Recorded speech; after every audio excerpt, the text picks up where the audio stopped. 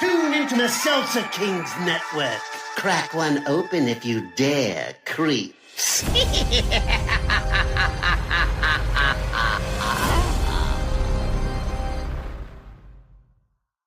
Here.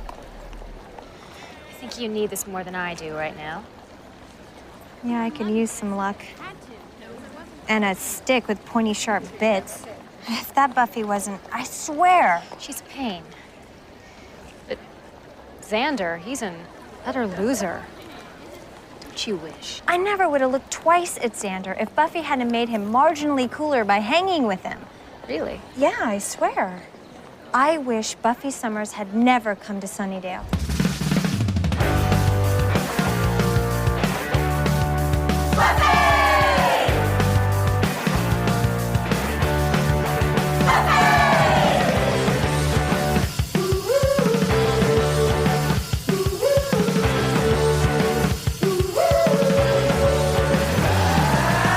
Hello, everybody, and welcome to another episode of Boys Watching Buffy. We're just two boys watching every episode of Buffy the Vampire Slayer, giving our reactions, our review for the first time ever. We're your hosts. I'm Joe Welke. I am Vance. And today we're talking about Season 3, Episode 9, titled The Wish, directed by David Greenwalt, written by Marty Noxon. The original air date is December 8th, 1998, to an audience of 6.32 million people. I don't know why, but every time I say the name Marty Noxon, I feel like I put on like an accent. You put on airs when you say it. Yeah, I mean, it just feels like a fancy name to me. I don't know why. It doesn't really. Yeah, but every time I read it, it's Marty Noxon. Marty Noxon of the Chesterfield Noxons. But if you listen to our last episode and listen to our predictions about what this episode would be about, holy crap, were we way off. Holy crap. I mean, I'll give myself like a 20% on the nose. You said it was going to be a genie. Yeah, it's kind of like a genie demon. No. And also there was kind of a alternate reality thing. Like I was kind of predicting we Spider-Man. We did go into the multiverse. Look, right. I did say 20%. Okay. I'm not giving myself full credit here. I don't think I was way off. Whatever I said about, I thought Buffy was going to make a wish, so I was off. Yeah. I also wanted to bring up that we had one of our listeners on Discord brought up the fact that Charisma Carpenter was impaled when she was a kid in an accident in real life. Inspired by true events. Yeah. So I'm sure that wasn't traumatizing for her to relive it again. I feel like she was too young. I feel like she was young enough.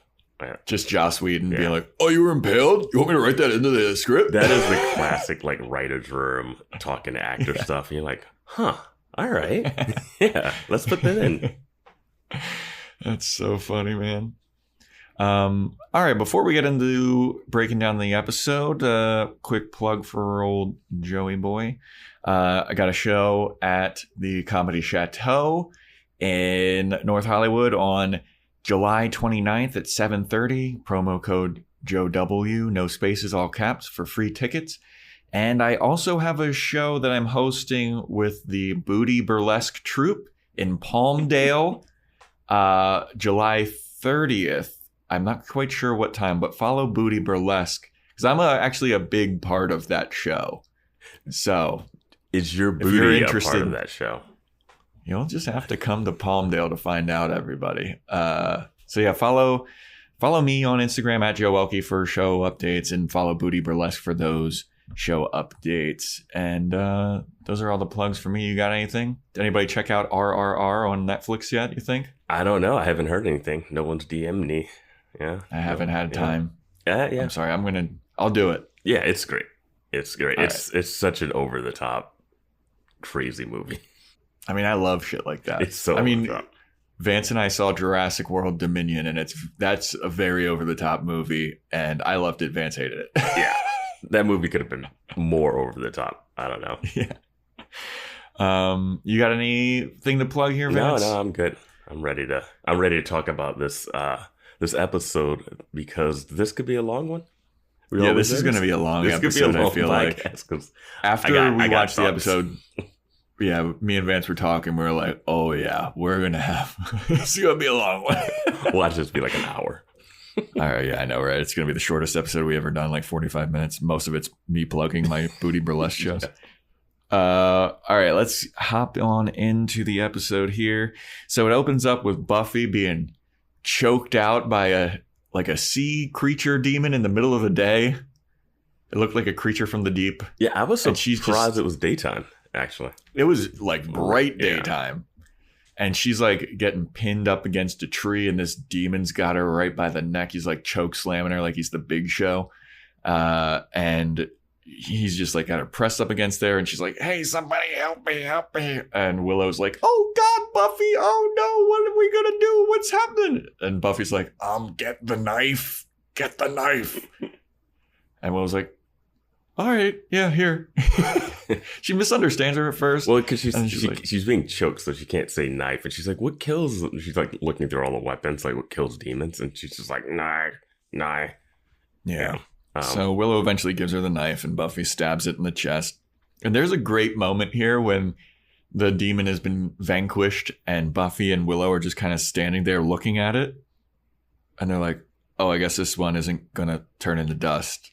Oh, I guess we just have to bury this guy? Well, they bring up the burial thing, which I think is a way to like say, oh, what happened to all these bodies that we see them like kill? I think this is a line that just explains away like why you don't see demons lying around. Yeah.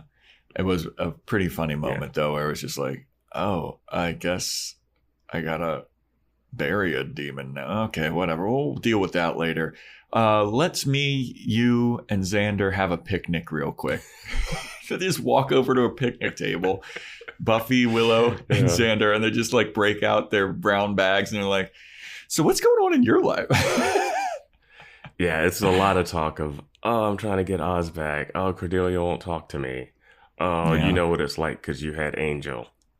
Yeah, and Faith was supposed to be there, but she's a no-show. She's still in her feelings about Buffy being kind of a butthole to her, I guess. And Buffy says like, oh, good thing you guys were here. Slaying alone is like can be dangerous and stuff like that. And this made me think, has Buffy lasted the longest of any Slayer that's ever lived?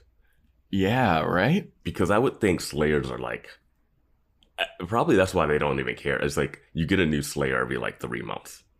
Yeah. These teenage girls are just expendable. Yeah, because if she dies, a new one comes up. So it's not like... Yeah. I don't know. Yeah. And it seems like she's been saved by... Because most Slayers don't have friends or people that help them. Yeah, it seems like they're like very isolated and they're all about their training and shit. Yeah, but it seems like here you definitely need to have like some sidekicks or else you don't get it done. Yeah. But like Vance said, Willow's talking about how she's going to grovel for Oz's forgiveness. Xander is like, yeah, I mean, I kind of blame Oz and Cordelia for even catching us. Like they came into the room without even knocking, not making a sound. Like, I mean, come on. And then Buffy's like, are you really trying to blame them for you guys cheating on them? He's like, well, come on. But as he's like, yeah, I really hope that Cordelia can forgive me. I've called her like 60, 70, 80, 90, 100, 120 times, left her voicemails and everything. And then we cut to Cordelia in her room alone, listening to those voicemails. And it's just like Xander be like, hey, Cordy, it's me, Xander, calling you again. Hope that you're doing well. Please call me back. And while she's listening to this, she's taking every picture of her with the gang and cutting everyone out of the pictures. And when she cuts Xander out of the picture, she also cuts his head off, puts the remnants of these pictures into a bowl and lights it on fire. And it was like, wow, this is getting dark. Like nice little effigy moment there. This is 90s teenage shows. There was a lot of cutting up photos. You can't do that nowadays. Did you think that she was like trying to cast a spell? Because that's what I thought at first. No, not there. Okay. I don't think Cordelia is getting into witchcraft. No, not yet anyway. But yeah, Cordelia's not taking this well. The cutting Xander's head off of that was a nice little touch that I enjoyed. So she's in her feels. And then we get the opening song. And then it's Willow at school, and she's waiting around for Oz. And she's runs into Buffy, and Willow's like, have you seen Oz? I haven't seen him yet. He's usually here. I'm going to wait by his locker. And Buffy's like, no, I haven't seen Oz, but I heard something about Cordelia. Apparently she was feeling like really badass or something. Like somebody saw her last night, and they were saying that she was acting different. Oh, Amy the Witch saw her, and she was acting different. And then we get a cut to Cordelia pulling up in her little convertible, gets out, and the music that's playing right now is like dun, dun, dun, dun, dun, dun, leg out. She's in like a maroon snakeskin skirt, maroon snakeskin leather jacket or whatever, and she looks good. I wrote "damn girl" in my notes. Yeah, that is not a teenager in school. No, that is a vixen outfit. I mean, if we have I feel like I don't do too many of these, but this is a positive Joe's Fashion Corner moment. Oh yeah, she looked amazing. Yeah, she looked so good to the point where the stuff that happens later doesn't make any sense. And Xander should be like, he should look at Willow and look at that and be like, oh God. Yeah, like what have I done? But yeah, I mean, the music was perfect, like cheesy, like kind of like blues rock kind of stuff. And Cordelia walks up to school, and it's just like kind of when Xander got dumped. Everyone that she passes is like, pss, pss, pss, pss, look at what a loser. Pss, pss, pss. Oh my God, Xander cheated on her. Pss, pss, pss, pss. Like talking about her. I wanted to say at this. her, laughing. I was going to bring this up later, but how did the news of Xander cheating on her get out? Yeah, I don't know who told. Only person that could have told would have been Oz. Well, maybe because they heard that she fell and was impaled. Why would you go, oh, she fell and was impaled, but oh my God, and Xander dumped her? Like, how would that news even travel? And why would you even care that she got impaled? People die in the school every week. I feel like the only person that would have told, because I feel like Xander wouldn't want this to come out. Yeah, I don't think Willow would want to say anything. Willow wouldn't want it. And I don't even think Oz necessarily cares enough. Oz doesn't talk to anybody else. I feel like if anyone told, it would have been Cordelia. Yeah. Like, she would have told anyone that came. She was like, yeah, well, I was just fucking talking to Xander Harris, that loser, for cheating on me. Yeah, but like, why would she do that? Nah, I don't know. Because she seems like she would be embarrassed about it. Yeah. But everyone's, laughing at her like, oh my God, look at her. She got cheated on by Xander. What a loser. Who, again, Xander is a good looking dude. So, but at this point, Xander has now trumped her in popularity. Like, you got dumped by Xander. Like, I guess they're saying you got dumped by a loser guy. But so that makes you even less of a person. Yeah, but no one's like shitting on Xander like, you idiot. Yeah, right? Dude, everyone should be shitting on Xander. I mean, especially like you said, with this outfit. Yeah, school hierarchies though, man. Whew. But so she's walking around and everyone's laughing at her. And then her old posse shows up with Harmony and the other. I looked at the cast list on this, and at a certain point, they're listed as the Cordettes. I don't know if we talked about this before. Yes. But that's so funny. What did we call them before? No, we didn't. I don't think we had a name for them before, but yeah. Well, they're the Cordettes from now on because that's what their official title is, and I think that's amazing. Yeah. Great on whoever cast that. Especially since she's not in charge of them anymore. They still go by that. Yeah, I know. They should be called the Harmonettes or whatever. Yeah. But they show up and they're like, oh my God, Cordelia, you look amazing. Also, I'm so sorry to hear what happened for you. And Cordelia's like, yeah, I can't believe that happened. Like, Xander Harris, what was I thinking? What a loser. And they're like, well, you know what? Don't even worry about it. It's not a big deal. And you know what you need to do? You need to get back out there and you need to get back on the horse.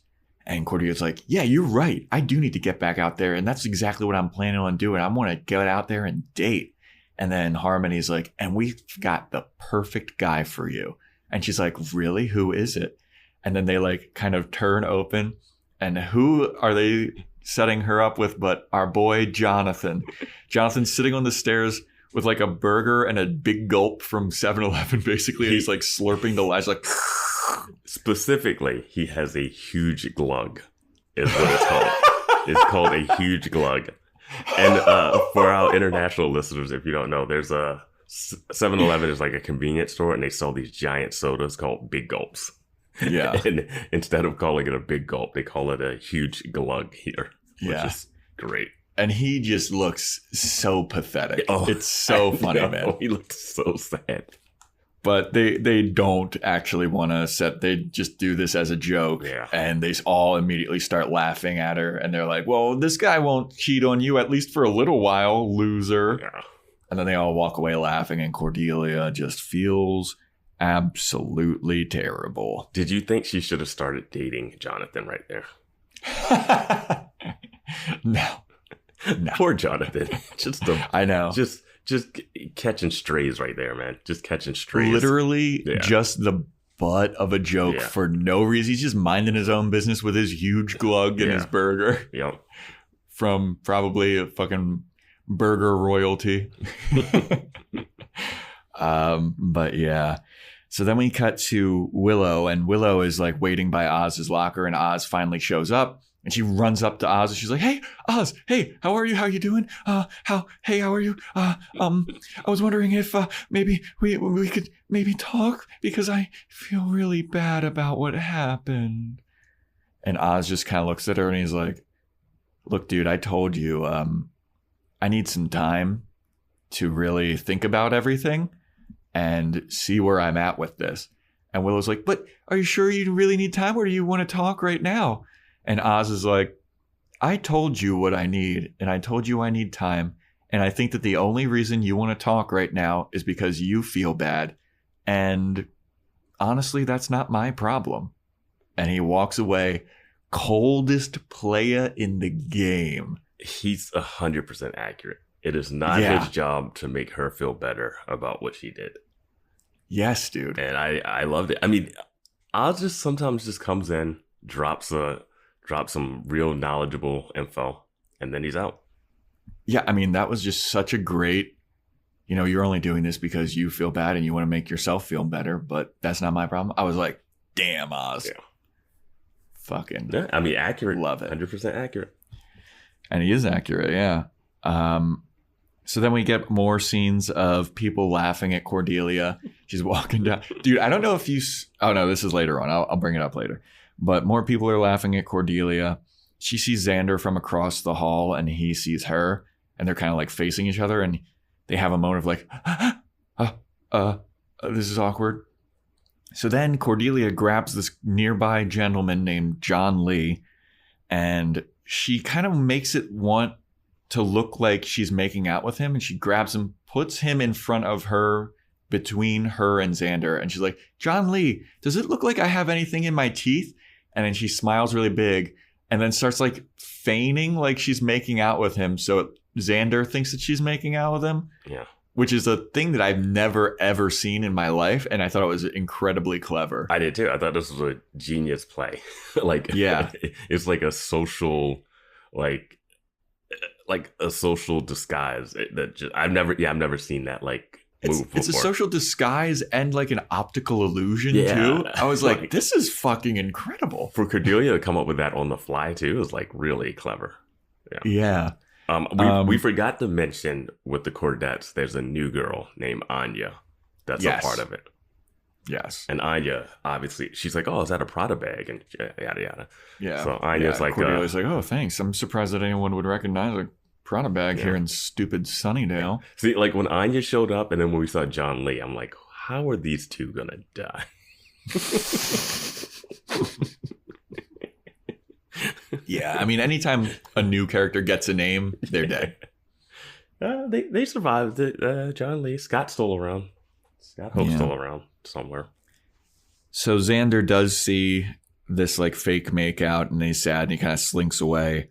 John Lee basically is like, I don't know what you're trying to pull here, but I got moved down from first stringer to second stringer, and that kind of took a hit to my popularity in the popularity rankings. And if I'm seen with Xander Harris's cast off right now in public, that would do so much worse for me. So I can't really be seen with you. And Cordelia's like, what? And he's like, but if you want to like do stuff in private, hit me up. And he just walks away. Cordelia's whole world is shattered. Yeah.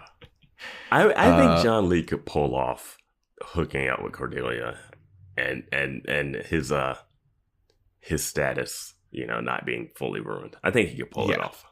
Yeah, I mean, I think his coolness would trump her loserness and bring her back up. There you go. Yeah. Okay, there we go. The politics of high school dating. So then Cordelia starts walking down the hallway, and our girl that we just mentioned, that we forgot to mention, Anya, comes up from around the corner. And it wasn't this scene specifically. I don't know if you saw this, but there's an extra in the background who is waiting for her cue to start walking. And you can clearly see her just standing there waiting. And then Anya turns the corner, and then Cordelia and Anya start walking down the hallway. And then you see the extra in the background, like, nod her head and start walking.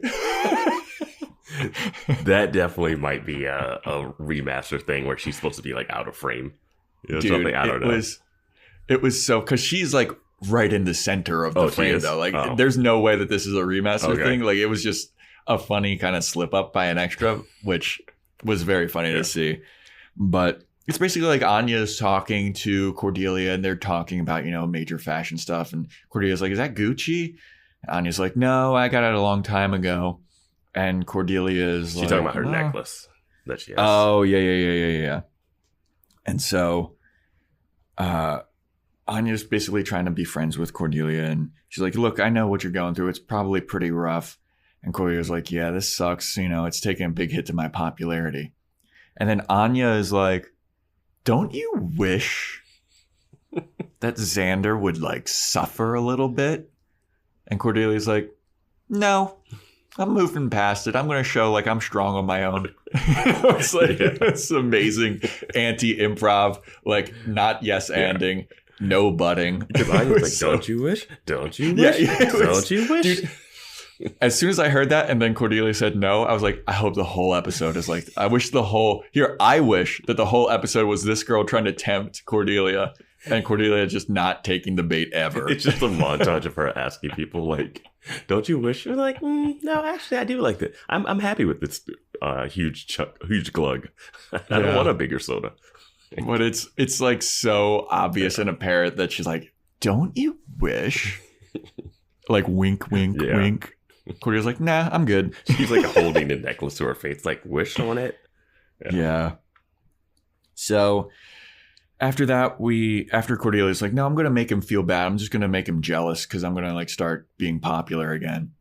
Cut to like Cordelia at the Bronze, and she's just laughing hysterically with this group of people that seem like they're popular. And she is looking back at Xander, who's sitting on a couch with Buffy and Willow. And she's like, ah, ha, ha, ha, ha, ha. I'm having such a good time with all these cool, hot, popular people. Look at you, you loser. Ha, ha, ha, ha, ha. And then it like zooms over to where Xander is. And Xander's trying to play the same game. Mm-hmm. But Buffy and Willow are not playing along. And they could not be squeezed into the smallest love seat ever. It's like, it's a 2-person seat that 3 of them squeezed in. Yeah, and Xander is like really hamming it up too. He's like trying hard. And then eventually he's like, if you're going to like help me with this, you guys got to play along eventually.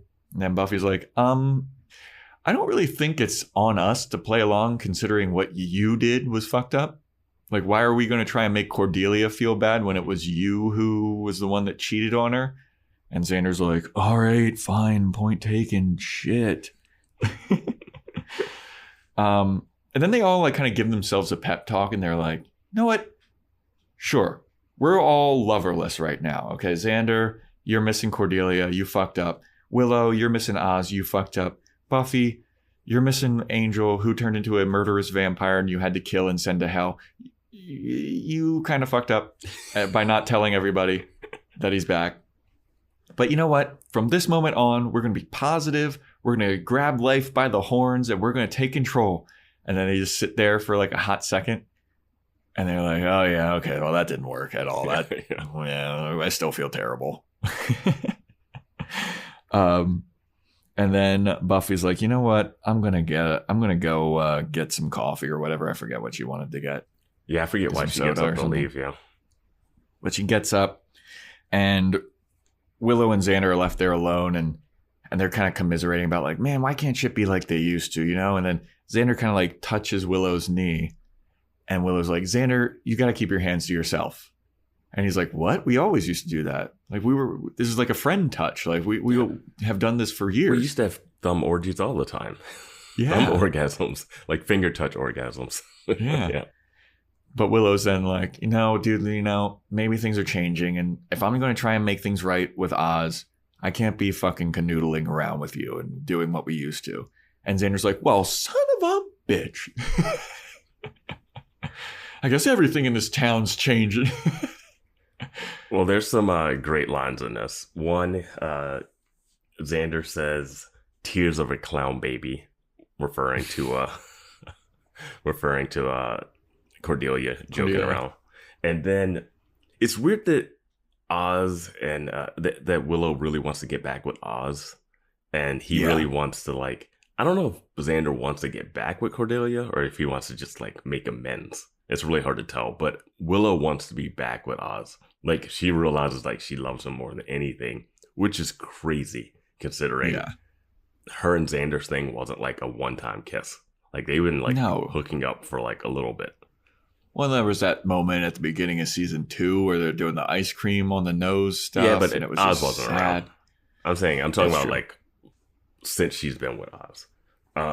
And she has a line that is called back later when she says, all my stuff is for him only, when she's talking about Oz. And like, I forget what she says to set it up, but she's like, all my stuff is for him only, which is like a very, I don't know, man. They really go at it sexualizing, like not even like sexualizing Willow, but like making her seem like just body parts. Like just like even like last episode when he's like, yeah, you do.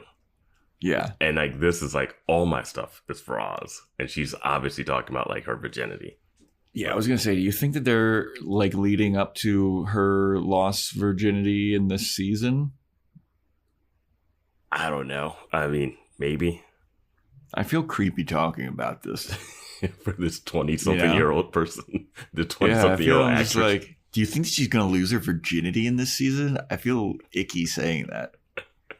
But it seems like that's what they're like. It'd be ickier if you were like, I can't wait for it. But they set that line sets up something later, which I'll bring up. Yeah. So since Buffy got up, she's like waiting for her coffee or whatever. She sees Cordelia start walking outside. And then Cordelia gets up and she looks like she's going to the bathroom or something. And she's holding her like wound area. Yeah. Yeah. I was like, oh my God, I forgot she was just impaled. Yeah, me too. I completely forgot because she's not played it up at all until this scene. Yeah. And I was like, oh yeah. So she's like holding her stomach wound area. And then she just kind of like walks outside and Buffy's eyeing her and she's looking like, huh. She walks over and she takes, so I didn't know if this was her jacket or not, but she just walks up to a random pile of clothes and just takes a hoodie. And I was like, is that hers? Like, did she just steal a hoodie? The Bronze has a really good, a really lax coat check, you know? Yeah. So she follows Cordelia outside and she's like, hey, Cordelia. And Cordelia turns around and she's like, what? What do you want? Did Xander come and tell you to grovel for me? Because I'm not having it. And Buffy's like, no, Xander didn't. I'm just here of my own will. I just want to know if you're doing all right. Are you okay? Cordelia's like, yeah, never better. And she kind of starts to continue walking. And then Buffy's like, dude, you don't need to act like that around me. You don't need to act like this, okay? I know what you're going through. Like, I had a hard time with my breakup / murder of my boyfriend lover. You can talk to me if you need to talk. And Cordelia's like, why would I want to fucking talk to you? And just as they're starting to have this conversation, a vampire jumps from, I have no idea where. Just off screen. Like literally just off screen jumps in the frame. But he jumps from above. Yeah, and the only thing that is above is like a 3-story high building. This is my thought soon as Cordelia walked out of the bronze. Haven't people learned not to walk out of the bronze alone? Especially Cordelia, because she knows what's up. This hallway we've seen, this like little alleyway, we have seen so many vampire attacks. Yes. And Cordelia specifically has been a part of them. Yeah. Bronze, back, left. If the bronze is on your left when you're looking at it and you're in that alleyway, a vampire's going to attack you. It's just like, that's why I was always shocked that they go to the bronze and just casually go there. Yeah, I mean, it's so ridiculous, dude. But this vampire just comes from out of nowhere, starts attacking Cordelia. Mm-hmm. Buffy saves Cordelia, starts fighting the vampire, pushes the vampire, and it knocks into Cordelia. Cordelia falls into a gigantic pile of trash. And is just like, just kind of laying there. Buffy beats it up some more, and then kicks it, and the vampire flings into Cordelia again, I think, right? Is it more than once? No, once she falls over, it's done. Okay. Well, Buffy, fighting the vampire, stakes it pretty quickly. And Cordelia is sitting there, and she's just covered in like banana peels and shit, and just loose trash. She's got like a receipt in her hair. TV show trash. Yeah. She stands up, and she's like, great. Did I let you know that I hate you yet? Yeah. And then, this is really forced because Buffy just saved her life. Absolutely. So it's one of those things. I think in this episode, her blaming Buffy for stuff is a little bit of a reach. But yeah, absolutely. But so as she's like pissed off at Buffy, the Cordettes start walking up. Buffy chucks her steak off to the side. She's like, whoop, nothing to see here. The Cordettes come up, see Cordelia covered in trash, and they're like, nice outfit. It suits you because you're garbage. And they just like walk away laughing. And Cordelia like looks at Buffy and she's like, this is my life now. This is where I am. I didn't realize Xander was like holding you together. Yeah, right. Oh my God, it's so bad. And so she's blaming Buffy for all of her troubles. And it's like, none of this would have happened if it weren't for you. And then it's a quick cut to the next day, Cordelia talking to Anya about this. And she's like, Buffy's just the fucking worst. And ever since she's come here, you know, I would have never dated Xander unless she started hanging out with Xander, because Xander hanging out with her made him marginally cooler. I would have never gotten into any of this crazy shit that I'm involved with. And then Anya kind of turns to her and she's like, don't you wish that? And Cordelia's like, you know what? Well, first, Anya is like, here, I feel like you need my lucky necklace here more than I do. So here, you take my lucky necklace because you've been going through it. And Cordelia's like, oh, thanks. And then this is when Anya's like, don't you wish that things were different and Xander was like being tortured and blah, blah, blah. And Cordelia's like, you know what? You know what I wish? I wish Buffy never came to Sunnydale. And Anya does like a spin around and now she's a demon and she goes, done. And then Cordelia looks at her, is like, ah! And then white flash. And now we're in an alternate reality. Now, her like taking this out on Buffy is such a stretch from like all the complaining about Xander, right? Yeah. But it's a great what if premise. Yes, absolutely. Another thing that I just thought of when you brought it up. What would have happened if she made the wish earlier and wasn't wearing the necklace? I feel like Anya would have fucking done something. Do you have to have the necklace when you make the wish? I don't think so. Because I know why they give I it guess to her. not. I know they need her to have it for the whole rest of the story to pan out. But Yeah. the earlier wish, she did not give her the necklace. She was just like, do you wish? Yeah. Would she have been like, here, put this on? Like, Yeah. Oh, hold on a second. Hold on. Yeah. Gives her the necklace. Say that again. Okay, I just need you to get the sign right here. Just But we now know that Anya is not a regular person. She's a demon named Anyanka. And she has just granted Cordelia's wish that Buffy has never been to Sunnydale or never came to Sunnydale. Mm-hmm. And Cordelia looks around and she's like, Anya, where did you go? She's looking around. The whole school is like abandoned. There's like tumbleweeds blowing by. There's like newspapers crumpled up all over the place. It looks like a dump, but she's still at school. And she's like, oh my God, I think that wish just came true. This is fucking awesome. And then she's like, skips into school. She's like, this is great. Buffy's out of my life. Yeah, she says something about like, wow, she granted the wish. Like she's a demon face, but like, okay. Yeah. It's something like so cheerful. Yeah.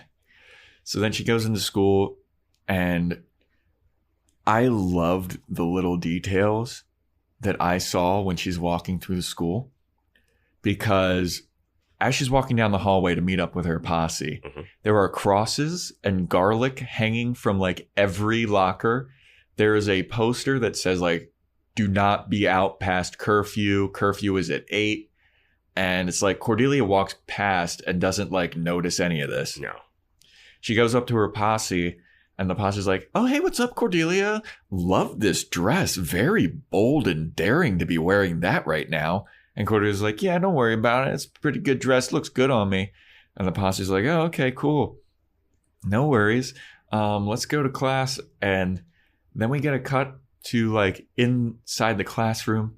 The teacher is like panicking like crazy. He's like, okay, everyone, this is fantastic. Great day of school here. All right, everybody, let's leave. And don't forget to get home as quickly as possible. I'm going to go home right now. Curfew is in an hour. All right. So everyone stay safe. Watch your backs. See ya. And he just runs out the classroom. Well, he says there's a monthly memorial. Yeah. Don't forget for the monthly memorial. Which is amazing because they still need a monthly memorial anyway. Absolutely they do.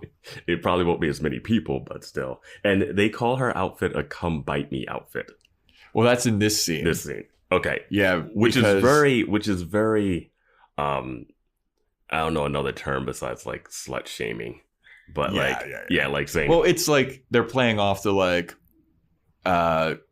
you look at what she's wearing, like she wanted it kind of thing. Yeah, that's what I mean. Yeah. It's really interesting that they have that like angle for vampires.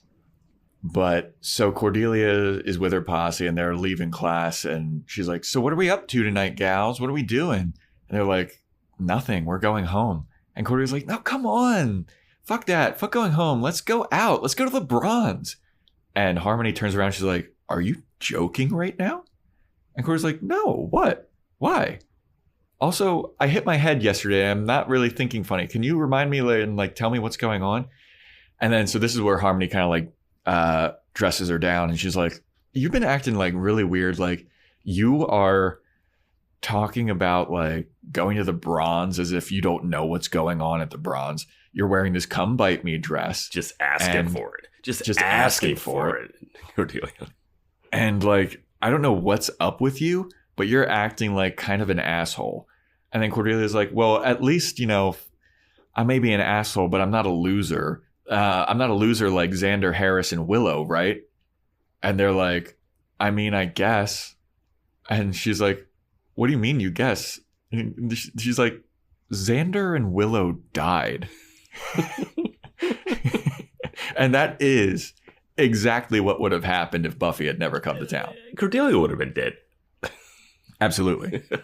Like, she got saved on the stage in like the second episode. Yes.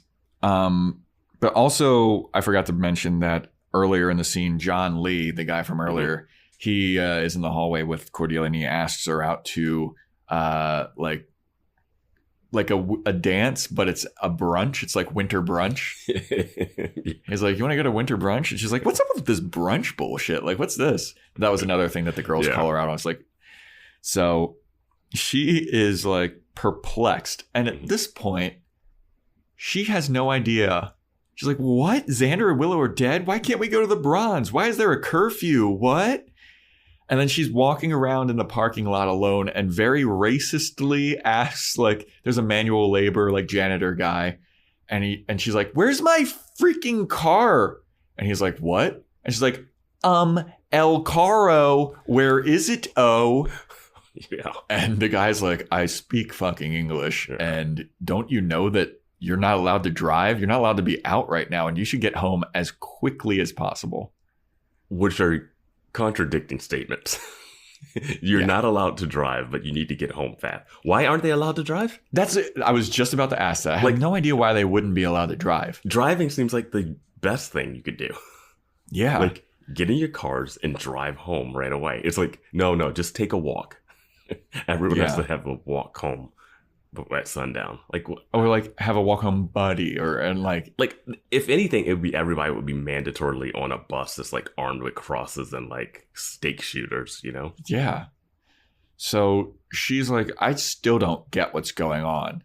And then she's just walking around alone at night, hearing people screaming. She sees a car that has its entire top half ripped off. They made her so oblivious. Dude, I literally wrote, how does she not put this together? She knows vampires exist, which other people don't.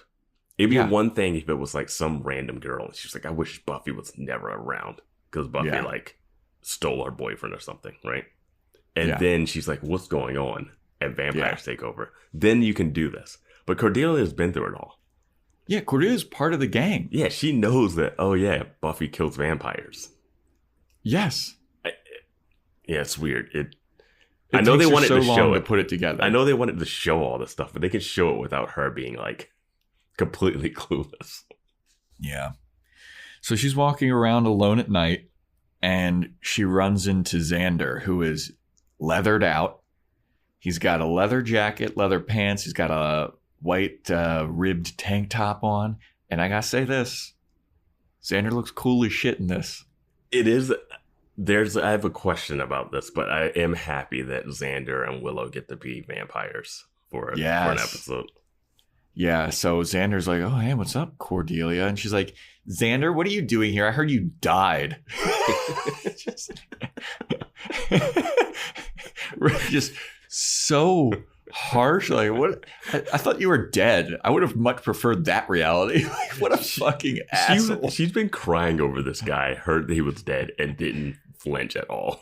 No, she was just like, cool. Oh, he's dead? Nice. Yeah. But he's like, yeah, I mean, I was dead, but now I'm something different. And Cordelia's still not putting this together. I know. And she's like, what's up with your outfit? What's up with the leather? And he's like, stuff's changed.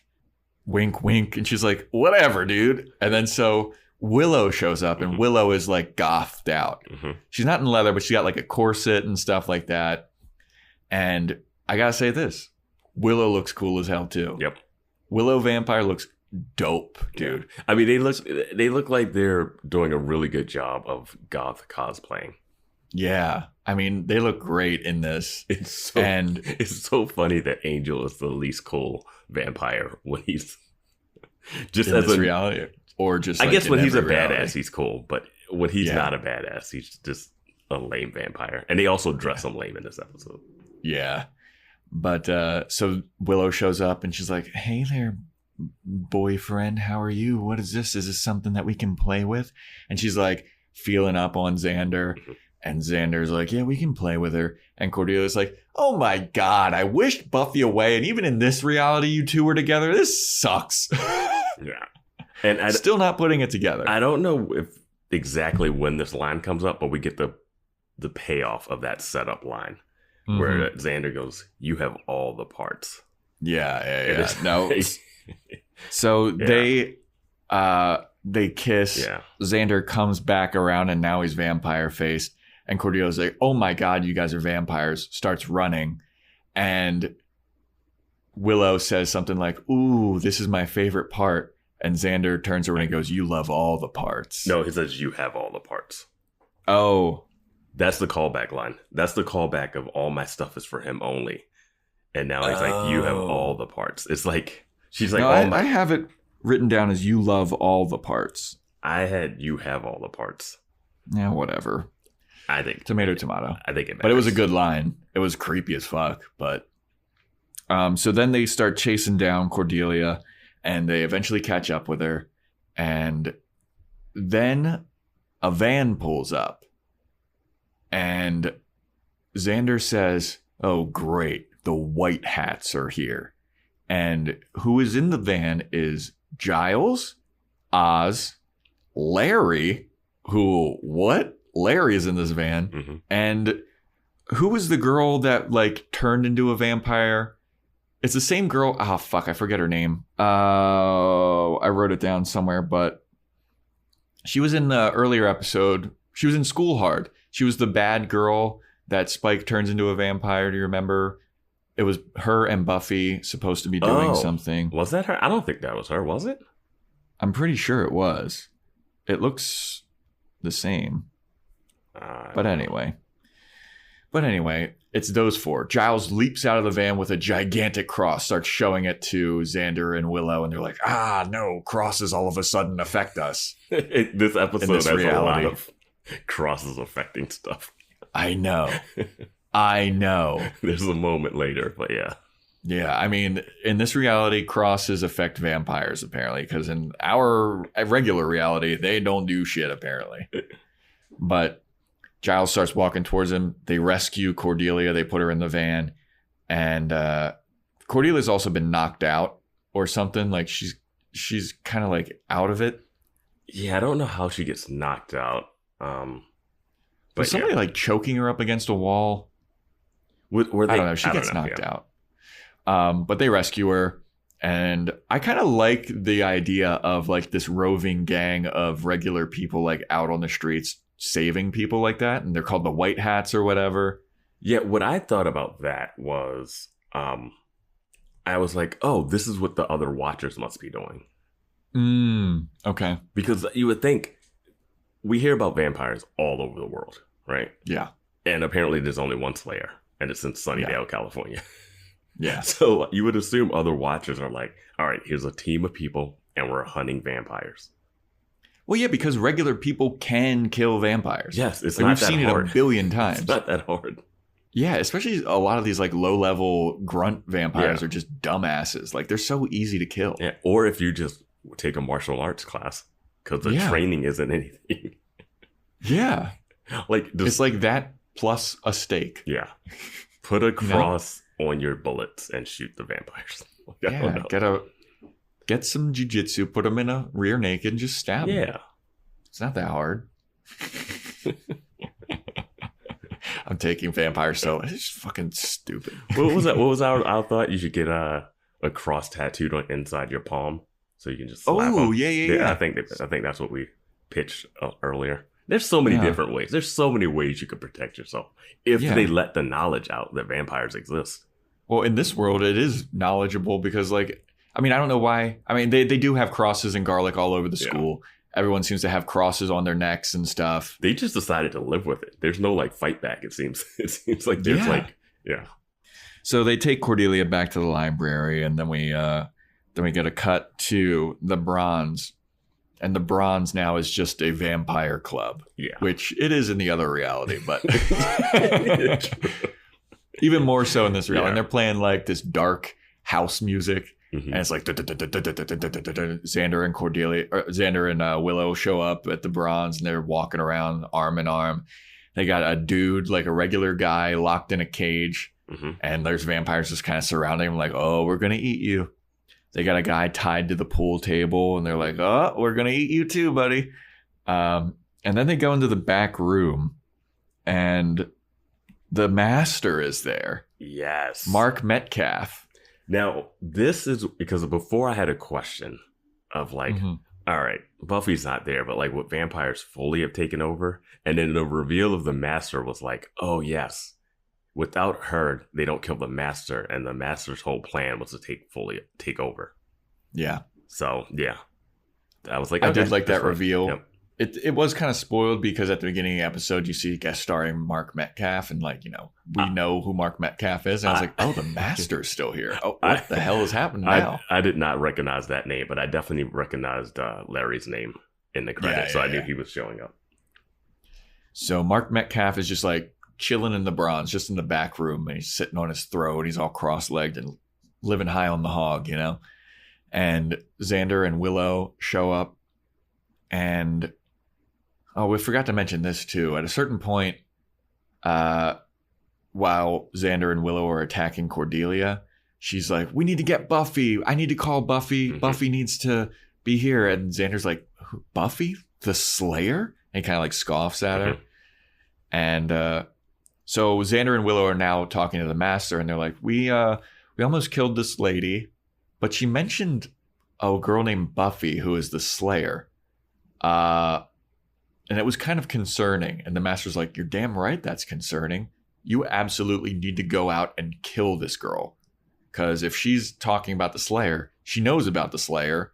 And we need to take her out before she contacts her and like gets her over here." Yeah. And so they're like, all right. And it's this thing because he's like, because the warehouse is the factory is about to start up or something, right? Yeah. It's just when he starts dropping that. So then Willow is like, "Well, did you feed on her?" And they're like, "No, we didn't get to kill her." And he's like, "What? You didn't kill her?" And then Willow's like, "Well, I am still kind of hungry." And the master has a woman there, and he like grabs her by the hair, and he's like, "You can eat this lady. Every time I try to eat her, she's looking at me and she's staring, and it just makes me feel weird." He just like tosses this girl to Willow. And Willow feeds on her, so Willow's full bad. And the master is also like, I guess, kind of bored with killing people at this point. Yeah, he's got bigger plans. Yeah. Yeah, so he orders Xander and Willow to kill Cordelia before Buffy can arrive. So then Cordelia wakes up in the library, and Giles is there with Oz and Larry and the other girl. And she wakes up and she's like, "Giles, you're here. This is crazy. You need to get Buffy. You need to get Buffy the Vampire Slayer." And he's like, "Buffy? How do you know about Buffy?" And she's like, "No, Buffy, I made a mistake. I wished her away, and she needs to be here." And Giles is like, "What are you talking about?" And then Cordelia brings up a very interesting point that I really liked. And she's like, "Wait a minute, Giles, why are you here? Because Buffy's not here, and you're a watcher." And Giles is like, "How the fuck do you know I'm a watcher, and how do you know what a watcher is?" And she's like, "Look, okay, I know shit." Yeah. And I was like, oh yeah, why is Giles there, Well, Giles... Because he wasn't there before the first episode. Yeah, he was. She comes into the library and he's there. He's already working there. Yeah. Oh, okay, then never mind. I take it back. No, yeah, like he says she never came. Like, okay. Like he's there because Buffy's supposed to come to Sunnydale. That's why he took the job at the library, but she never showed up. Yeah. So that was a nice little wrinkle, though. I thought. I mean, why are you here, Giles? I mean, I just think I think that line is just there for her to say that he's a watcher, so that he knows that she's not completely crazy. And I do like that Giles is not in his usual outfit. He's in a sweater. And he's kind of and he's not clean shaven either. No, he's got some stubble. He's in like a sweatshirt, but he still has like an overcoat, like a blazer on. Does he? I don't think he does. Yeah. Did he? Yeah, okay. He has like a tweed blazer on. At least when he's outside. I thought he just had the sweatshirt or sweater on. No, he's definitely got a blazer on. I don't think he does. I bet you $5. All right, $5 bet. Okay. So Oz and Larry have left at this point. They're out to like do something. I forget what they're trying to do, but it's just Giles and Cordelia, and then sneak attack. Giles goes into the library jail to get something, and then Willow shows up, locks him in library jail, and she's like, "Oops, you're in a cage now." And Xander grabs Cordelia from behind. And how did they get in without anyone noticing? Because there is a long way from library jail to the door. You know what I mean?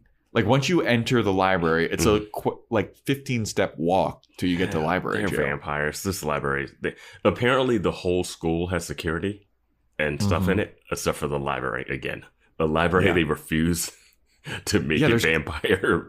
There's crosses and garlic all over the school, and Willow and Xander can still show up. The library is the one place they're like, oh, we'll just make this vampire friendly. Yeah. So they lock him in there, and Xander says something like, oh, I overheard that you're a watcher, huh? Like you were supposed to be watching the Slayer, right? Well, if you're a watcher, watch this. And just fucking chomps down on Cordelia's neck. And then Willow walks over, chomps down on Cordelia's neck. And then we have like a pan around them just feasting on Cordelia until Cordelia is dead. Did you think they were going to turn her here? I didn't think that she was going to die, but that's it. Yeah. She's dead now. yeah, she just straight up died. I thought they were going to turn her, but because I didn't think she was going to die in what has been a Cordelia story. Exactly. That's what I was like. She just died in her own fucking dream world. Like, that's it. She's done. She lasted less than a day. And they're like, oh, yeah, we forgot this is a Buffy show. We need to bring Buffy back. Exactly. I mean, it was crazy. They just like ploppered lifeless corpse on the ground. Yeah. And they're like, see you, Giles. And they just walk out. I was like, Jesus, this is cold. And then Giles grabs an axe and he starts hammering away at library jail's door, eventually breaks out. And then he runs over. He's like, Cordelia, oh my God, she's dead. Oz and Larry show back up. And, this is where I wrote her name down.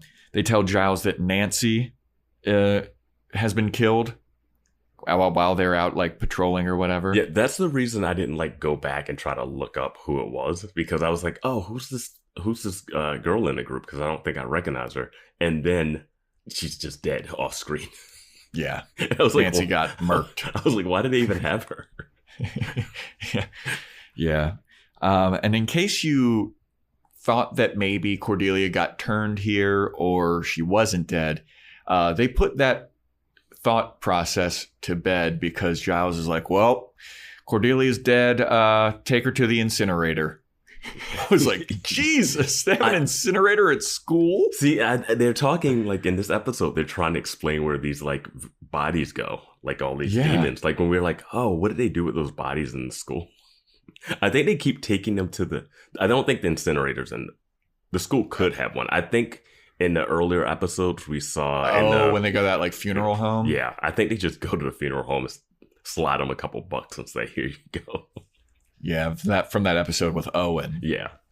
And Nancy is not from anything. This is her only episode. Oh, she's not. This is just. Oh, okay. Well, then I was wrong. Yeah. So they put Cordelia on like a stretcher and they're starting to carry her out. And then Giles is like, hey, hold on a second. Hold on. Let me take this necklace. That looks familiar to me. I'm going to grab that really quick. let me snatch that chain. Steals from the dead. I'm going to snatch that chain real quick. Yeah. So he just like rips it off of her body. He's like, all right, go burn her. They're like, okay. They go to drag her out of the library. Like, it's no reporting to the parents. Yeah. Like, they make it seem like vampire. Remember, they say it's like hard to turn into a vampire. Like, you have to like do a whole process. They have to let you drink your blood. They're very choosy. Mm-hmm.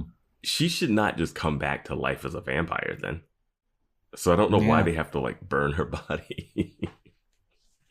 I have no idea, but I guess that's just what they're doing. He's just like, send a letter to whoever she is. And then, you know what? I would assume that they do have an incinerator at the school because like they would have to go all the way across town at night to take her to the incinerator. Yeah, I guess that's true. The cross van. Yeah. But anyway, Cordelia's dead. That's it for her in this dream fantasy world. Yeah. So we got a whole that she wished for. Yeah, we got a whole new episode starting. Yep. So then Xander and Willow go back to the Bronze and they tell the master and they're like, yeah, you know that lady that was talking about the Slayer? We just killed her. She's dead. Don't worry about it anymore. Really efficient. Like, yeah. And this is a point I wanted to bring up. I love that Willow and Xander are vampires right now. But if Buffy never showed up, we would still have Darla and the other guy as the Master's henchmen. Like, Darla would still be alive. Where's Darla? Where's the guy that threatened Cordelia on stage? Where's the judge? Well, the judge wouldn't have come yet. Spike wouldn't have showed up. Yeah, but I'm just saying Darla should be there. That's true. But I do like that they have Willow and Xander. I don't know why they would be the number 2 henchmen in this fantasy, but sure. Yeah, they're like high up on the chain. They're like right below the Master. Yeah. Like they make mention later on that like Xander and Willow are like 2 of the most vicious vampires in Sunnydale right now. And they've been vampires for 6 months? Yeah. 2 years? But anyway, so the Master's like, oh, that's so awesome. I'm so happy about that. You guys are like my favorite people. And then Willow's like, does that mean I get to go play with the puppy now? And the Master's like, you know what? Sure. You deserve it. You can go play with the puppy. And Willow's like, yay! So then we cut to a scene of Giles on the phone with another Watcher. And he's like, hey, we have some problems here. I have a necklace. A girl showed up and she was talking about a Slayer and how we need to have a Slayer here. What's the deal with this? And then you don't hear anything on the other side. And he's like, yeah, I know that you're all the way in Cleveland, but I think you should know that Sunnydale is on top of a hellmouth, in case that means anything to you. And then he's like, he's like, oh, all right. I mean, tell her if she wants to come, like, whatever. We got some crazy shit going on here. Just hangs up the phone. It's funny. It's like the phones, like, for this to logically work, where Buffy never came to Sunnydale, but everything got taken over. It's no way the Watchers would not have sent her to Sunnydale when a town is taken over by vampires. Yeah. And the Master's there. So they need a better excuse for why she isn't there. Yeah, she's in Cleveland. Like, why would she be in Cleveland? Even when she, spoiler, shows up, she's like, why wasn't I told about this beforehand? And it's like, we have to have some reason why she wouldn't have heard about this if she's still going to be in the world. Yeah, exactly. I mean, this is, number one, like Giles said, it is a hellmouth, which the other Watcher seems to not care about at all. They're like, yeah, who gives a fuck? There's stuff going on in Cleveland. Yeah. I want to see what is going on in Cleveland. You know? It's like nothing. It's just regular Cleveland. Yeah. So then we go back to Willow, who is now walking downstairs to torture the puppy. And it's a man chained up in a basement in a cage. And she's like, ooh, I was told that I get to torture you today, little puppy. And she opens the cage. She walks in. She's got all these torture devices. She's like, what should I torture you with today? And the big reveal is that the puppy is Angel. And she is lighting matches. She rips open his shirt. And he's got a bunch of like welts and burn marks all over him. So he is just all kinds of fucked up. I figured those would heal themselves. Right? But yeah, sure. And I guess it's weird. Vampires seem to heal, but also have permanent scars. I mean, Spike was in a wheelchair for like 9 months. True. You forgot about that. I forgot, yeah.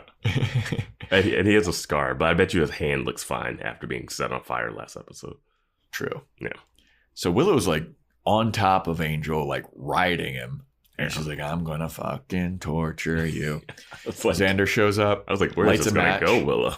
Right? Xander shows up, lights a match, and just chucks it on Angel's bare chest. And I was like, God damn, dude. Yeah. Angel's like, ow. And then Willow's like, I thought that I only get to play with the puppy. Do you want to play with the puppy too? And Xander's like, no, I'll just watch. I like watching. I was like, yeesh. You have all the parts. Yeah. And so Willow turns back around. She lights another match, starts burning Angel. And Angel's like, ow, Jesus. And that's pretty freaking brutal, dude. Yeah, they're bad guys. I like when the vampires that are bad are bad. Like, that's the whole point. So then we get back to Giles in the library, and he's looking through his books, and he finally finds a passage about the necklace. We still get our favorite scene, our library exposition scene. Yep. And he's there with Larry and Oz, and they're like carving up some steaks. And Giles is like, here's this passage about this necklace. It actually belongs to Anyanka, who is a like jilted female demon who hates, who grants wishes and hates men or something. And he's like, I mean, it seems like Cordelia must have wished away the Slayer from her reality, or she made a wish where that made everything so fucked up. And like, this is crazy. I mean, I wish we had a Slayer.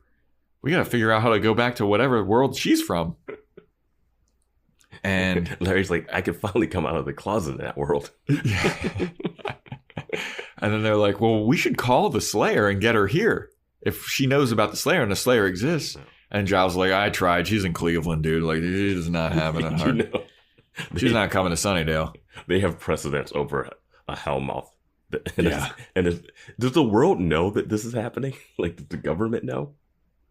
It has to. It seems like it's open knowledge in the whole city. Yeah. You know? Because there's crosses and garlic. I mean, this might be happening in every city, too, though. I'm just saying, if the world knows that vampires exist, right? Mm-hmm. They're going to be so prepared. And, like, there's going to be legions of people out fighting and killing vampires. There's a show that's I think I've mentioned before called The Strain. It's like Guillermo del Toro. Guillermo del Toro. It's one of his shows. It came out a while ago, and it kind of ends up being like the vampires end up taking over, and you kind of see their structure or whatever, and it's really similar to the end of this, where it's like cattle call stuff. But it's interesting how like the government tries to get back control, and how like things are structured. In this, it's a short. We don't really have time to go into everything, granted, because like that's a whole series. This is like half of an episode. Yeah. But it does just lead to so many questions. Yeah, absolutely, dude. Yeah. So Giles is like, all right, you two, you should go home. Stay safe. Take the van. Make sure that you're all right, okay? I'm going to go home. I'm going to do some more research, and I'm going to go home after. So Oz and Larry go. And then Giles starts driving home in his little shitty car. And he's driving by, and he sees like a group of vampires rounding up a bunch of regular people and just throwing them into the back of a van. And he's driving by, and he's like, should I stop and save them and risk my life? All right, I guess so. He grabs his gigantic cross, gets out of the car. He's showing the cross to all the vampires. They're like, oh no. He tells all the people to get out and run. Then Giles gets really quick. He gets attacked from behind by a vampire. Gets not knocked out. He gets knocked down. Yeah. This is a different reality. This reality, he doesn't get knocked out. Yeah. He gets knocked down, but he gets up again. Yeah. And it looks like the vampires are closing in on him, and they're going to attack him. But who shows up?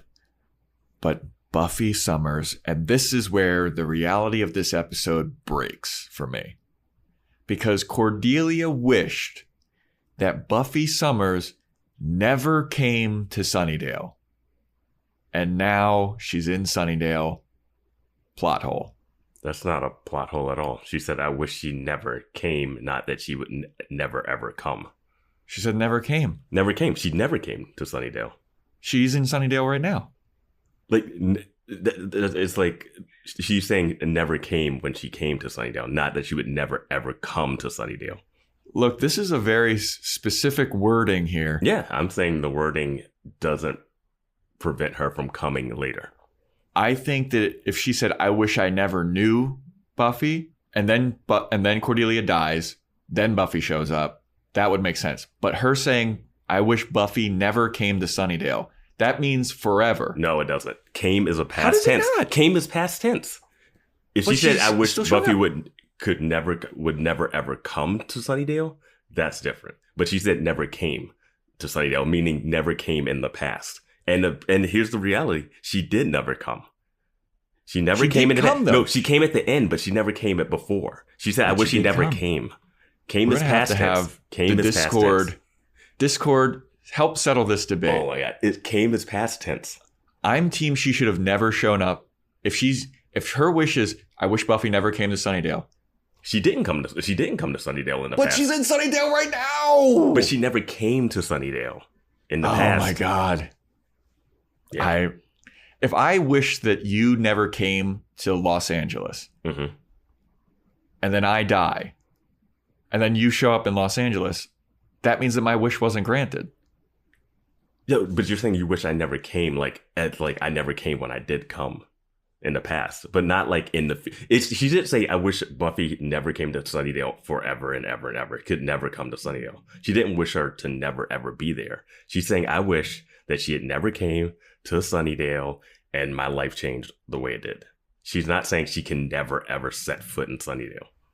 I just think that we're going to have to agree to disagree on this, because I'm very adamant about if you wish that somebody never came and then they do come, no matter what time, that's breaking the wish. No, yeah. All right, we're moving on here. Yeah, we're moving on here. But Buffy shows up and her face is all scarred and she's wearing military garb and she looks a lot more rougher around the edges. She shows up and she's like, "What am I doing here?" Yeah. I'm like, "What are you what do you want? What's up? Good. Oh, you're the Watcher. What am I doing here? What are you talking about? Have you seen this place? It's a bunch of fucking attitude immediately. Did you see this place? You just fought 5 vampires trying to shove people into a van. Yeah, I mean, this is where you should be. Literally, vampires run this town, run this city. And she's all like, "Why am I here?" What? I would just want to know what's going on in Cleveland. If this is low priority for her, you know? The Cavaliers are about to win the championship. You called me away. So they go back to Giles' apartment and Giles is there and he's telling Buffy about, hey, something happened with this wish where, and this necklace is connected to this. A woman named Cordelia Chase showed up and she knew you somehow. And Buffy's like, "I don't fucking know who Cordelia Chase is. So what does this mean to me?" He's like, "No, but she came from a different reality where you had already come to Sunnydale and things were so much better. And we need to figure this out. I have this passage about the demon Anyanka.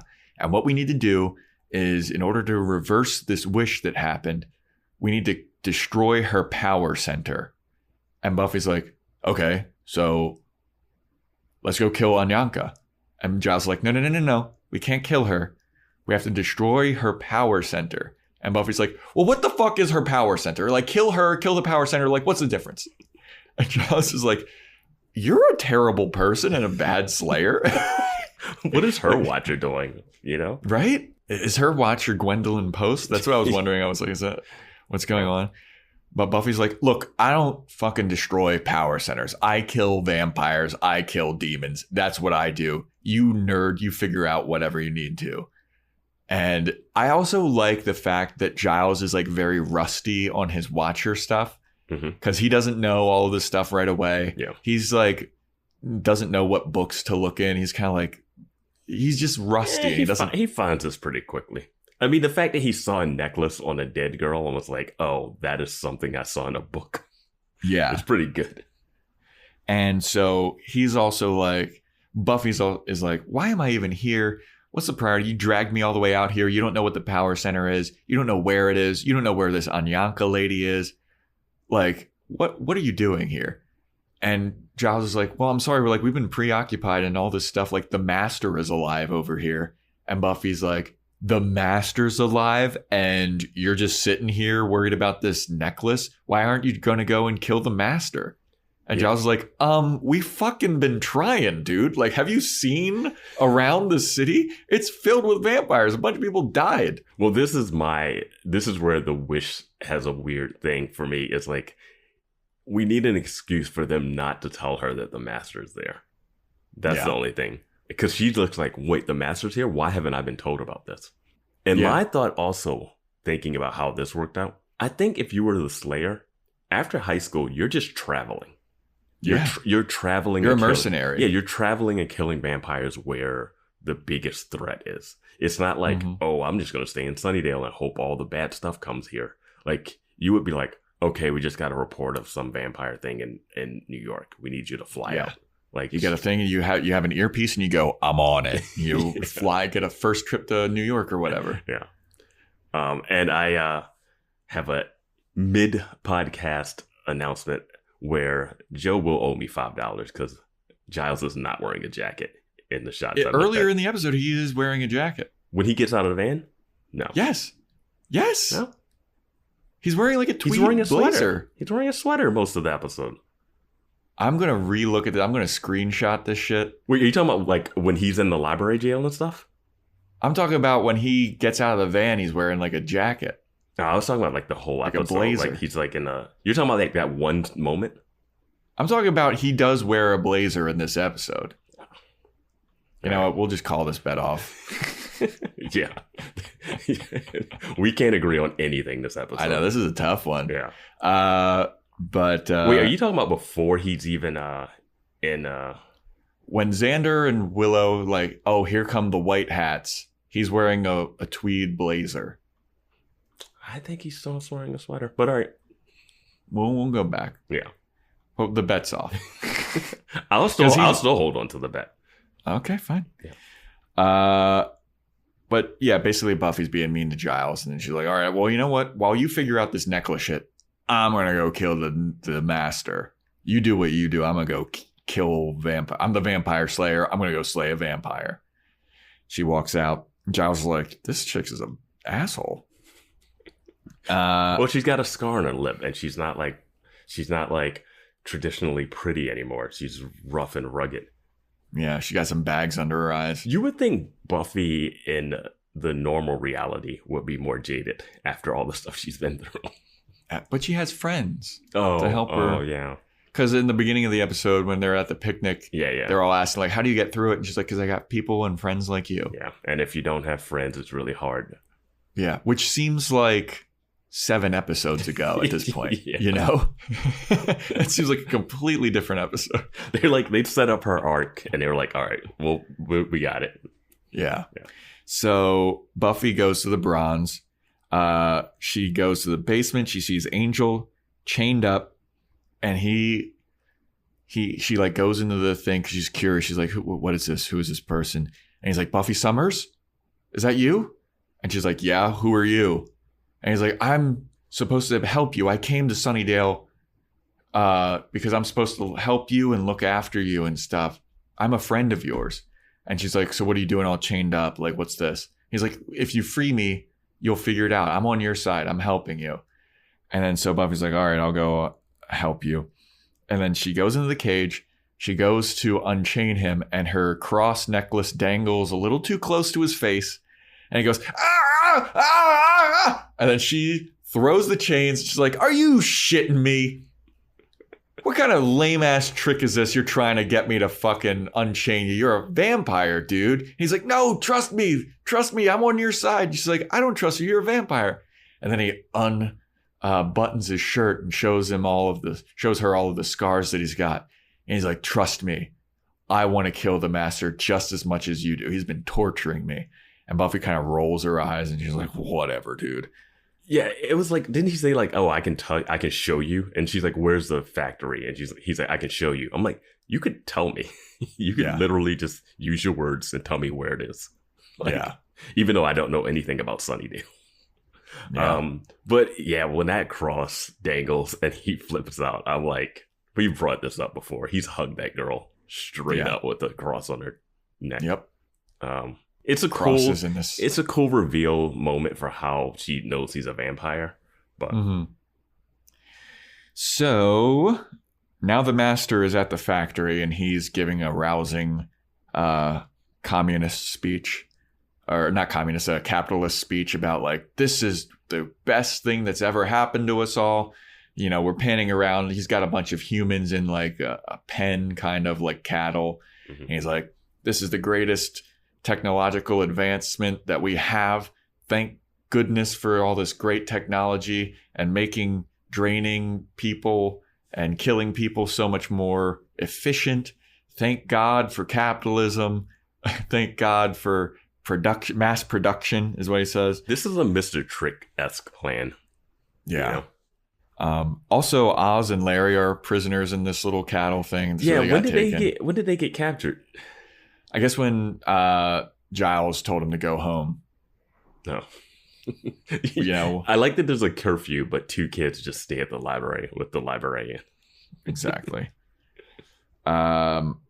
So Giles is at his apartment now after this rousing speech, and he starts a spell to bring forth Anyanka. And he's like casting it, and he's like, all right, here we go. And he throws something into a bowl, and it bursts into flames. Like, I wonder if that works. And then it's like kind of a slow reveal of Anyanka showed up in his corner, and it was like pretty creepy. That was like a good creepy reveal of her appearing. And she shows up, and he's like, oh shit, oh god. Isn't she like the ghost of like women scorned or something? Yeah. And she says something like, you don't want to know what happens when a man summons me to this world. And he's like, oh, fuck. So then we go back to the master talking about his technology reveal. And he's like, this is what's going to happen. Bring me a prisoner. And they bring some lady. No, they bring one of the Cordettes. Oh, that's one of the Cordettes. Yeah, that's the one it's the Asian one that's been giving Cordelia a ton of shit. Oh, I didn't recognize her as a Cordette. Okay. Yeah. That's a cool little Easter egg. But the vampires grab her. They lay her on this like stretcher thing. But before they do, they like zap her with some kind of like paralyzer cattle thing. prod. Yeah. And then it cuts back to the master to be like, that's to make sure that they're still alive and fresh or something. Yeah. I mean, it's basically just doing, just a cattle, like whatever meat. What is the thing called? The kill shack for butchering or whatever. Yeah. Yeah. They lay her down on a table. They put her in. They like tie her up, and then a bunch of these little blood sucking like needles go into all parts of her body. All random parts that would be super inefficient, but sure. Yeah. And it just sucks this lady dry. Like, sucks all of... I wish they would have had a special effect where you just see all of the life go out of her and like she turns gray. And the sound effect, like if you finish a Capri Sun.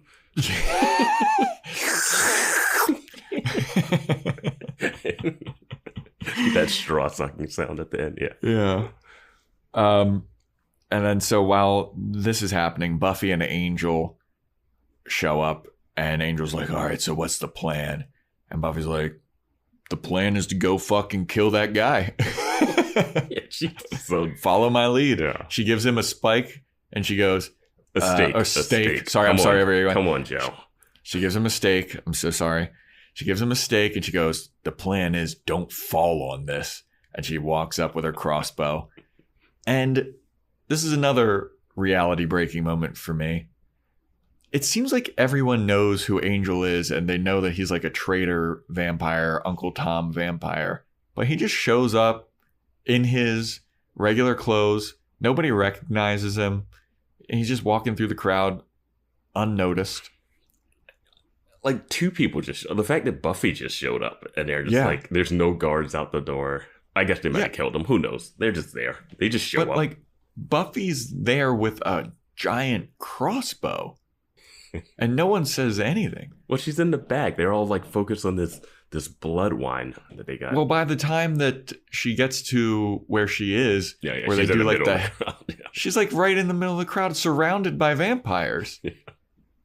And then somebody gives the master like a wine glass full of blood, and he's like, to technology and new advancements. Mm-hmm. And then everybody does like a hail Hitler type of movement towards the master, and Buffy just raises her crossbow and shoots at him. The master grabs Xander, puts Xander in front of him, Xander gets shot by this crossbow, and then he just kind of like flops to the ground. And I was like, that's a cold move. Cold move, master.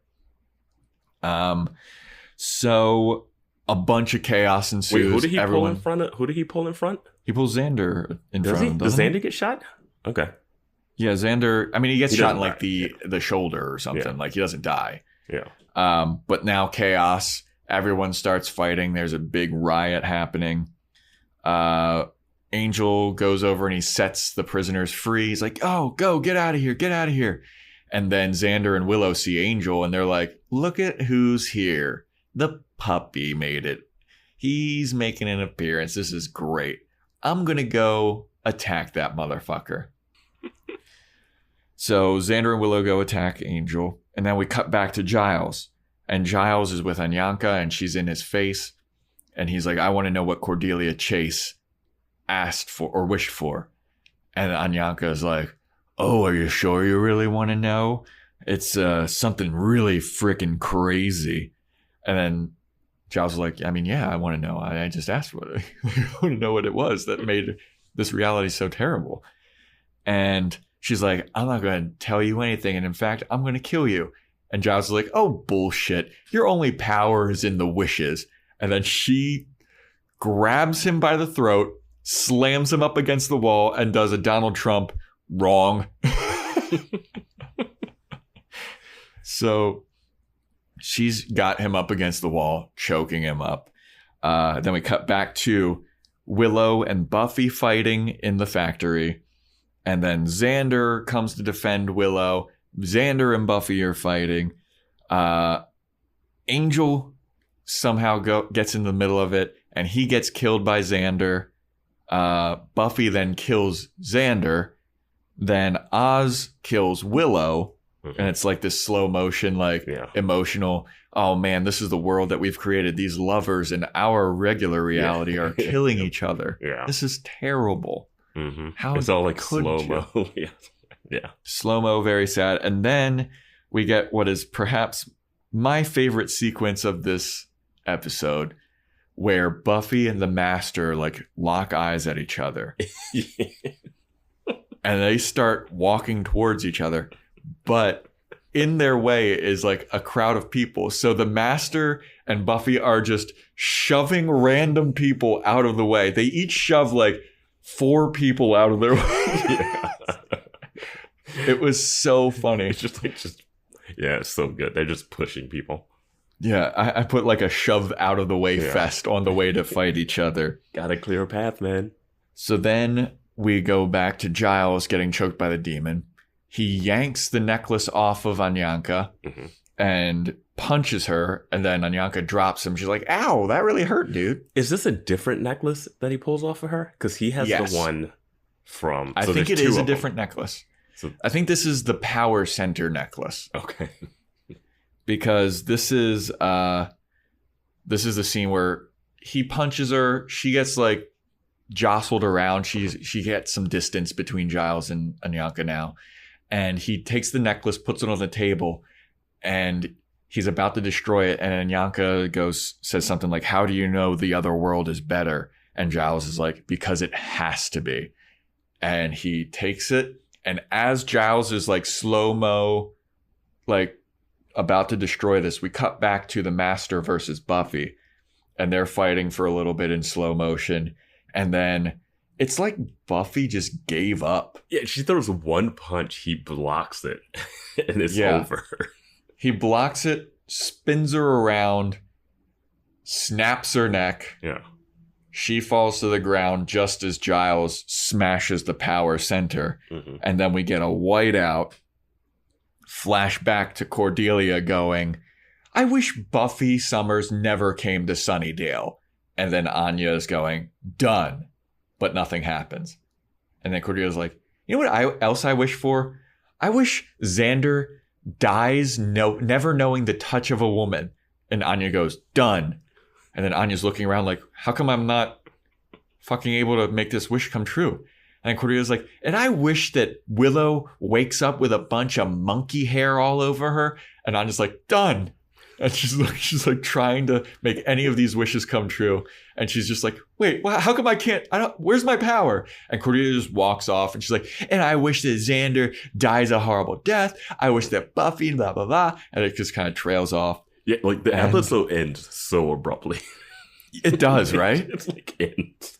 Well, Cordelia like walks by and now we get a shot of like Xander, Buffy, Willow, and Giles just like talking on a bench and they're just like chatting it up. And it just ends randomly on that shot. Yeah, there's no like, because I guess the wish never happened.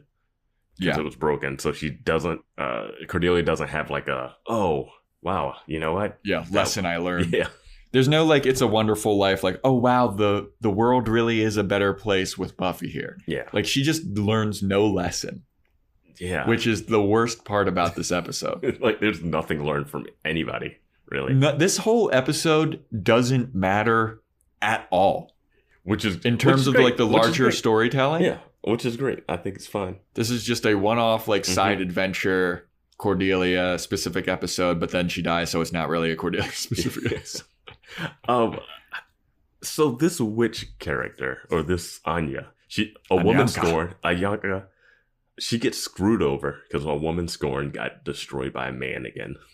Like, her plan didn't work. Is she just like a regular person now?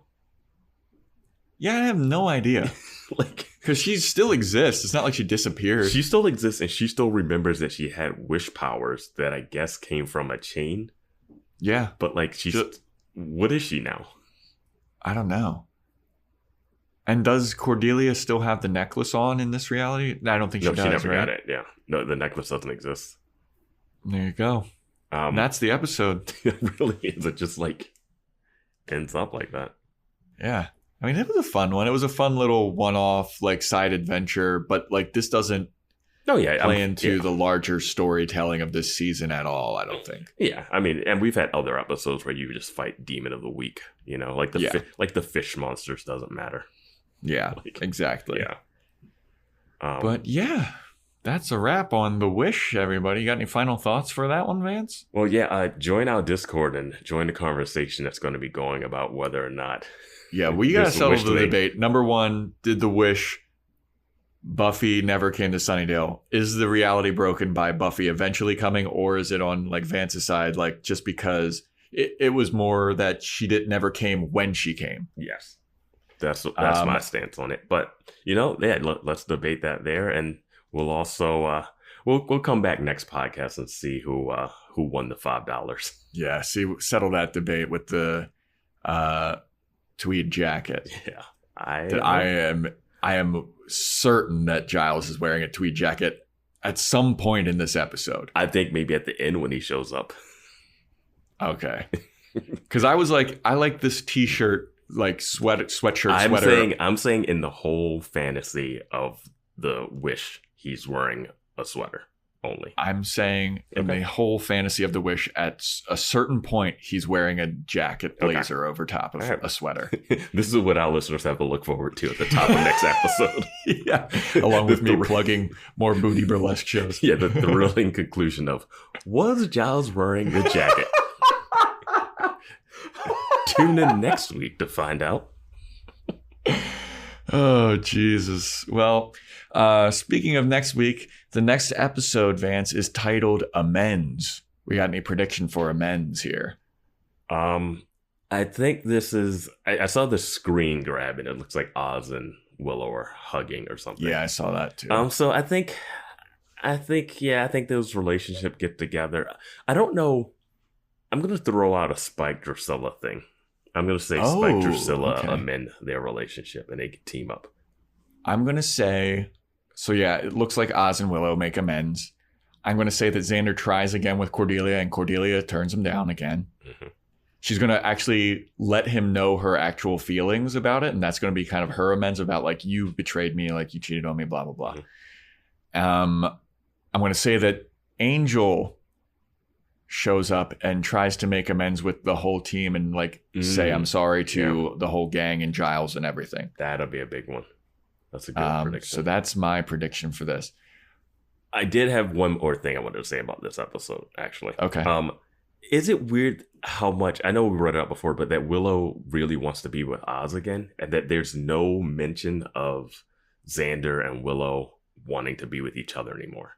Like they were it seemed like they both sorry. Yeah, it seemed like they both were like into being together, and they were like, oh my God, we can't because it's so wrong. Mm-hmm. And now that it's not there, they're just like, nah, I never really liked you at all. Yeah, during this episode, they both keep repeating like, no, that was a mistake. Mm-hmm. That was a mistake. That's not real. That's not what this is. Yeah. So we want to be back with our significant others that we had previously. But it seems weird because every time they would say, oh, this is a mistake, they end up making out or playing footsie. Yeah. So now that they have it, they just, there wasn't even a little bit of tension between like, should we go back? Like, you would think Xander would be like, do you really want Oz back? Like, There was none of that. So, I don't know. Xander wants his cake and to eat it too, though. He wants to be with Cordelia and Willow. He should just try to get one slice of cake at least. I know, right? Just pick one. Go with Faith, dude. Find out where Faith is. No, just hook up with Willow. Like, well, I mean, he had Cordelia. Like, Cordelia is a smoke show. Yeah. Especially in this episode with that leather outfit. Yeah, but dang.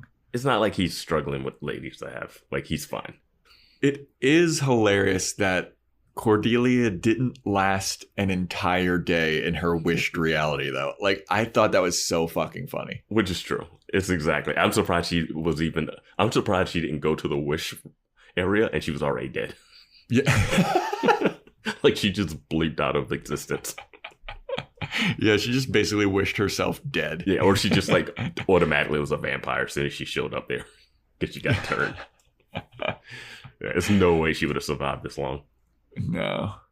All right. Well, thanks for listening, everybody. If you want to subscribe, rate, and review on Apple Podcasts and Spotify, please do that. If you want to follow us on Instagram at BoysWatchingBuffy, you want to write in, email BoysWatchingBuffy@gmail.com and join our Discord. The link is in the show notes.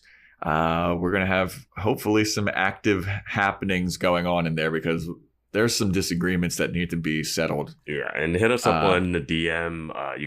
You can hit me up on Twitter at @isthatVance. Yep. Yeah, and let us know what you think. Yeah, and stay tuned next week for when we talk about amends.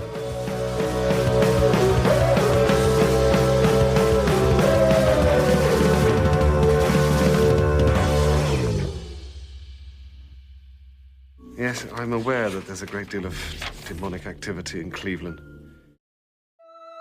Tune into the Salsa Kings Network. Crack one open if you dare, creeps.